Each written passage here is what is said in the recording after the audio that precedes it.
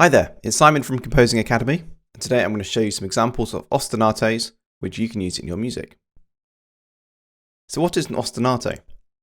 An ostinato in its simplest form is a musical pattern which repeats over and over.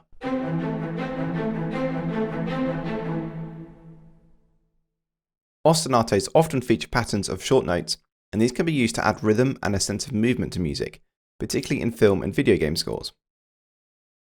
Although an ostinato can be played on any instrument, patterns using short staccato strings are very common, particularly for action music in Hollywood scores.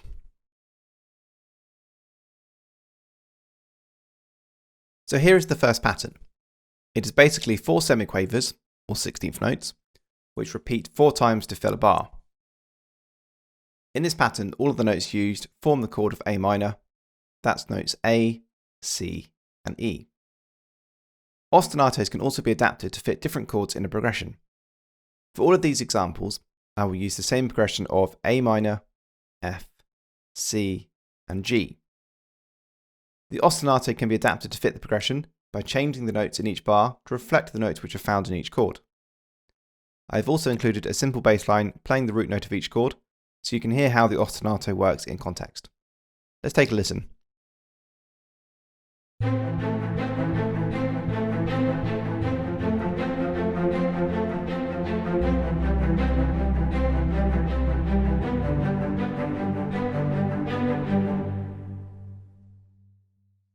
Notice how the shape of the ostinato has stayed the same, despite the notes changing. A high note, then a low note, followed by a middle note, and then the low note again. This shape or pattern of pitches helps to give the ostinato its identity. Number 2 is similar to ostinato 1, but the shape has changed slightly. High, middle, low, and then middle.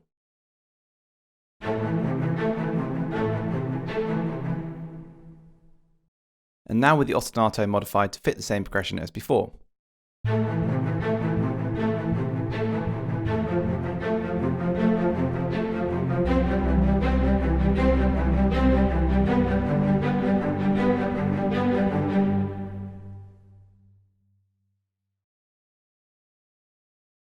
Number 3 is again similar to patterns 1 and 2, but with a different shape again.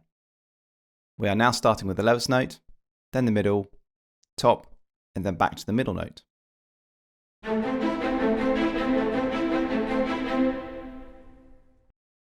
And now in context as a chord progression.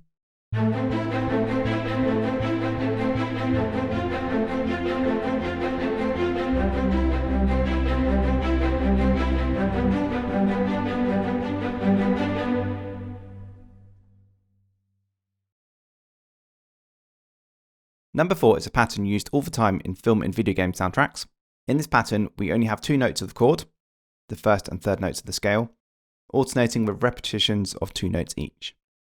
This ostinato could easily be flipped around so that it could start on the highest pitch and then the lower pitch. And let's take a listen in context.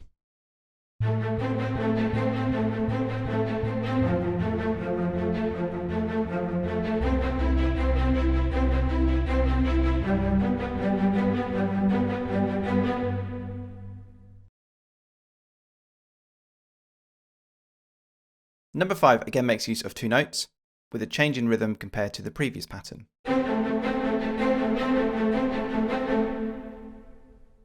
And now with the chord progression.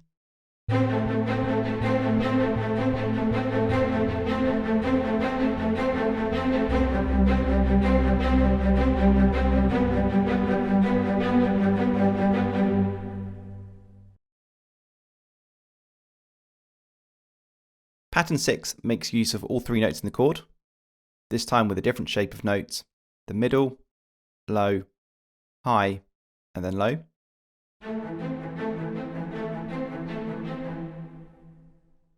And now with the chord progression.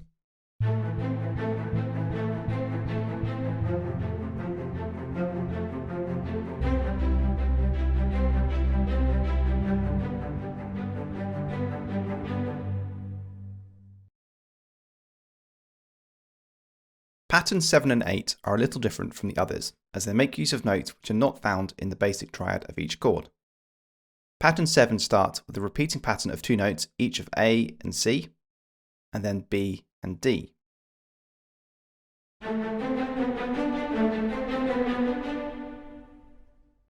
The B and D are of course not part of the basic chord of A minor, but they are found in the scale of A minor.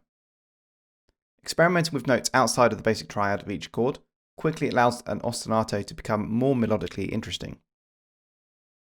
Now let's hear it with a chord progression.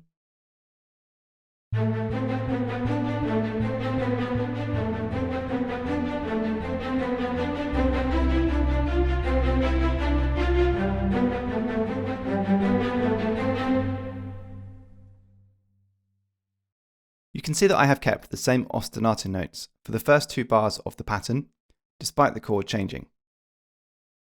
Repeating the exact notes of an ostinato, whilst changing the underlying harmony or chords, can be another creative way to add interest to a repeating pattern. Finally, pattern 8 features a straightforward ascending pattern, again using a note which is not part of the basic A minor triad, the note of F.